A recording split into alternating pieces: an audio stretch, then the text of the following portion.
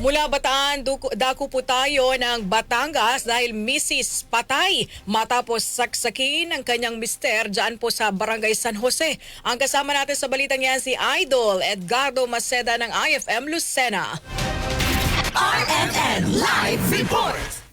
Arestado ang lalaking suspect sa pagpatay sa kinakasama nitong babae. Nangyari ang insidente ng pananaksak ng suspect sa biktima sa Barangay Tugtog, San Jose, Batangas. Sa inisyal na investigasyon ng San Jose Municipal Police Station, nakatanggap umano sila ng tawag para sabihin na may babaeng duguan na nakahandusay sa kanilang tahanan sa nasabing lugar. Agad ni-review ang kuhang CCTV sa tahanan ng mga ito. Napag-alaman ng biktima at ang suspect ay mag-asawa at ang dalawa ay nagkaroon ng pagtatalo. Sa gitna ng pagtatalo ay sinaksak umano ng suspect na si alias Eric, egg vendor, ang misis nito na si alias Christine sa pamamagitan ng isang kitchen knife. Nakuha pang tumakas ng biktima pero hindi na ito kinaya kung kaya bumaksak na sa harapan ng kanilang bahay. Dinala ng mga nagresponde mga pulis kasama ang San Jose MDRRMO sa pagamutan ang biktima pero diniklara na itong dead on arrival. Nagsagawa ng hot pursuit operation ng mga otoridad sa posibleng pagkakaresto ng suspect. Sa tulong ng drone team, natuntun ang pinagtataguan ng suspect na nasa isang balon. Maharap sa kasong parricide ang suspect na nasa pagamutan sa mahina nitong pangatawan dahil sa pagkaroon ng diabetes at pangingisay o pagkawala ng malay. Ang suspect sa ngayon ay sumasailalim sa hospital arrest. Kasama mo sa RMN Calabarzon and 106.3 IFM Lucena,